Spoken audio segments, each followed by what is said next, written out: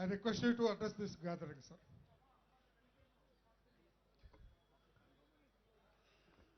My very old friend from Youth Congress days of 70s, late 70s, until date, the Honorable Chief Minister of Andhra Pradesh and former Chief Minister of undivided Andhra Pradesh, Mr. Chandrababu Naidu ji, and friends sitting here. Are you more comfortable with English or Hindi? English. Not in Telugu.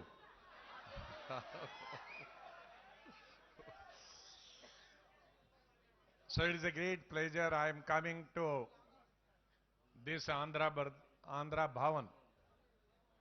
I was telling Chandrababu Naidu ji that I am coming to this Bhavan after almost 4 decades, when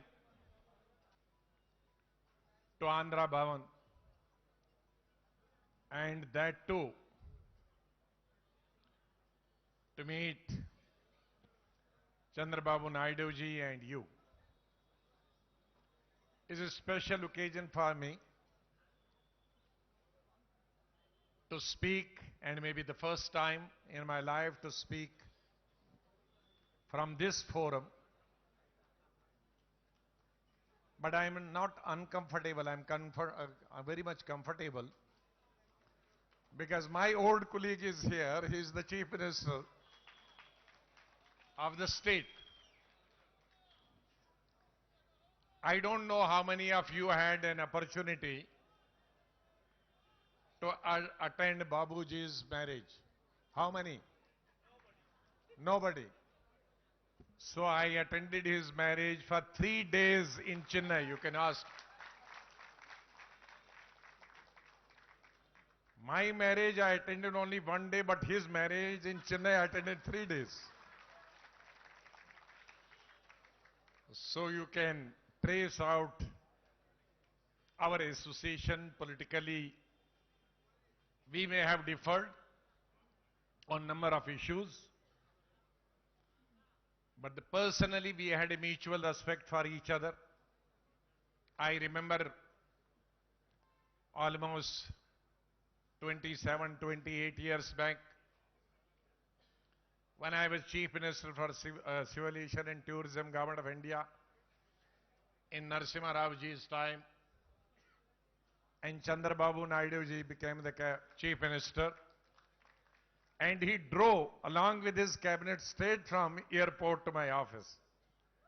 So that has been our association, in spite of being in different political parties, but our personal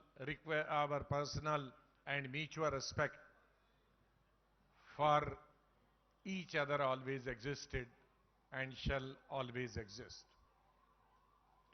Friends, today we are passing through a very bad phase. Politically, for the first time in independent India, we have a government at the national level headed by Bharatiya Janata Party leader Modi Sahab. And he is the first Prime Minister of India who doesn't bother about the sentiments of other political parties. For him, his party is first, his party is last. He is the first Prime Minister who is not bothered about the country also, who is not bothered about unity and integrity of the country, who is not bothered about the welfare of the country. The first Prime Minister who doesn't care about farmers. Never before so many farmers' agitations have taken place in any Prime Minister's tenure. The Tamil Nadu farmers' agitation, I have seen from my childhood small and big farmers' agitations. But not this rampant suicide by the farmers. I haven't seen the people collecting the skulls of the farmers who have made sacrifice for the country, those who suicided, and their skulls being taken by the farmers and coming to the Delhi capital. These skulls of the farmers who went for the suicide, I saw for the first time in my life. And yet, the Prime Minister didn't bother. I haven't seen any lie in my life, the long march of lakhs and lakhs of people from different parts of Maharashtra and reaching after days and nights, after weeks together, walking barefooted in the city of Bombay, walking from their villages to Bombay. It took them few weeks, and the entire Bombay was standstill. Yet, the Prime Minister of India was unshaken. I haven't seen the agitators coming from different parts of the country to Delhi capital, and the way mercilessly they were beaten. I haven't not seen the farmers being shot at sight in Mandsaur, Madhya Pradesh, and 6 farmers were killed on spot by the police. So this government is anti-farmer and killer of farmers of our country. I realize because in Andhra Pradesh we have big farmers and big farmland. The youth of the country, the 65% of youth who need employment, they are not being provided employment. The Prime Minister of India promised them 10 crore jobs, but few lakh jobs have been provided. So he played with the sentiments of the youth of the country. He said, "Beti padhao, beti bachao." Padhao ka budget has come drastically down. It has not been increased to educate the girls. Rather than, if you are making a slogan of educating the girls, the budget should have gone up. The budget has come down of education for girl child. And bachao means save. You have seen how the girls were saved. First time, we used to hear about the rapes, but never before in the history of India, we heard the rape of 2-year girl, 3-year girl, 4-year girl, 5-year girl, 6-year girl. This is the Bachao program of girls of Prime Minister. And what happened in Jammu, my state, when a tribal girl of 8-year age was raped and killed. And when the entire country was on the roads, the 2 cabinet ministers of Bharatiya Janata Party went at the site and did not allow the police to catch hold of those criminals. Two cabinet ministers. This is Bharatiya Janata Party. Shameless. The most shameless act on the part of this party. So each section of the society has been cheated. Students, women folk, Kisans. What has happened in Jammu Kashmir? I had cautioned and warned the Prime Minister in the Parliament. Then don't form the government in Jammu Kashmir. For Kashmiris, Bharatiya Janata Party's red rag. But he doesn't listen. And in those 3 years, when the BJP was in government in Jammu Kashmir, the highest ever army personnel were killed in those 3 years. The highest ever the civilians were killed. The highest ever new recruitment of terrorists took place. The highest ever crossfire violation, ceasefire violation on the international and LOC took place. The highest ever, the collateral damage on the border took place in those 3 years. And after that, finishing everything, they came out of the government. What has happened to northeastern state? Again, on the floor of the House, I had cautioned Prime Minister, don't meddle with the affairs of the northeastern states. Northeastern states are very sensitive, geographically far away, climatically different, culturally different, religiously different, linguistically different. Don't meddle with them. The Prime Minister gradually toppling both regional and Congress governments there. He toppled our government. You must have heard in 2015-16 how the new chief minister was elected. The new speaker was elected by the MLAs in the bar room.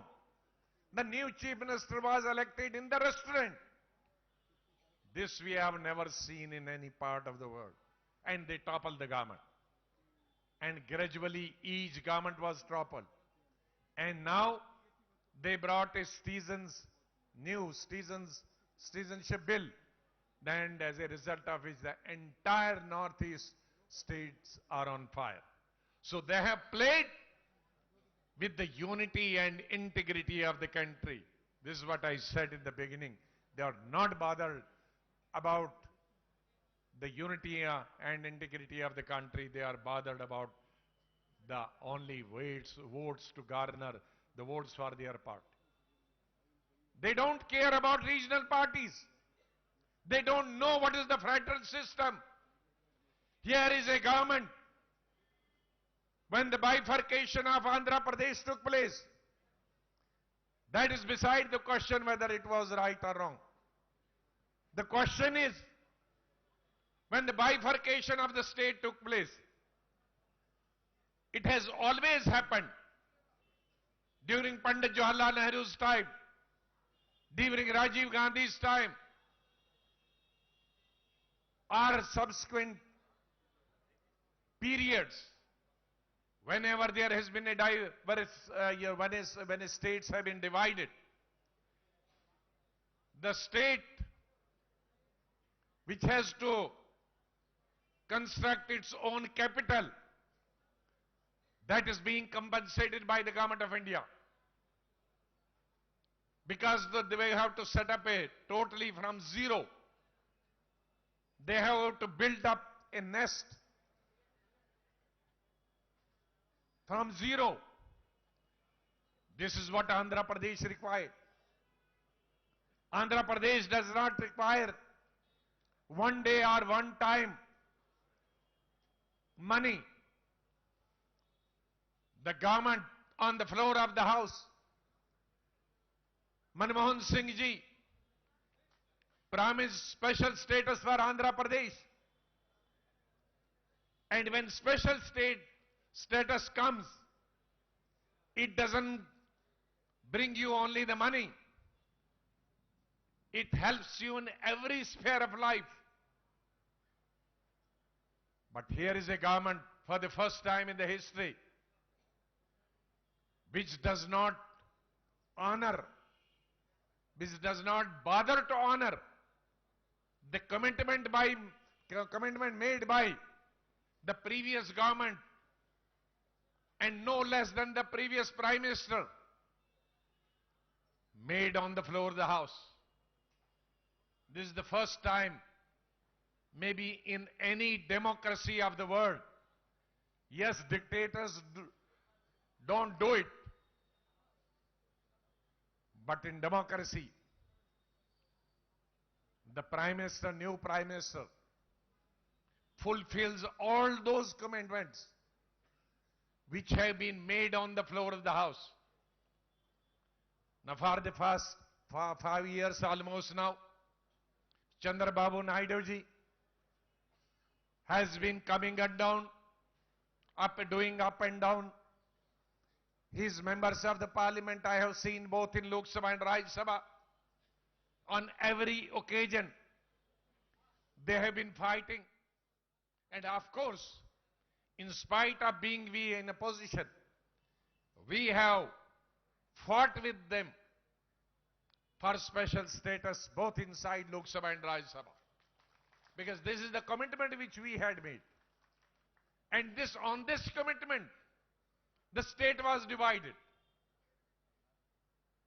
Had this commitment not been made, there would have been a bloodshed. But there was some consolation to the people of Andhra Pradesh. Okay, if we didn't get the capital, we get the special status. Our farmers will get more money. Our industry will get subsidy. New entrepreneurs will come. They will get subsidy. There will be income tax and sale tax shoot of to some years. There will be so many institutions will come. The money will come for the infrastructure. The money will come for power projects. The money will come for irrigation. But that was possible only when the new state had a special status. I don't know how Mr. Chandrababu Naidu ji has managed. If any unexperienced chief minister would have been there, by now he would have left and gone home. That I will not be able to manage unless I am given special status. Because through special status, you get lot of concessions, not only the funds. So by virtue of his experience, by virtue of the capacity and capability he had previously as the Chief Minister of Andhra Pradesh was undivided, with that experience, he has been able to run the Andhra state.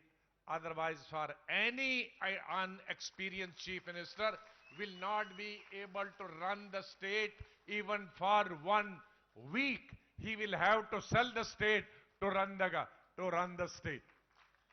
So therefore, we all have come here.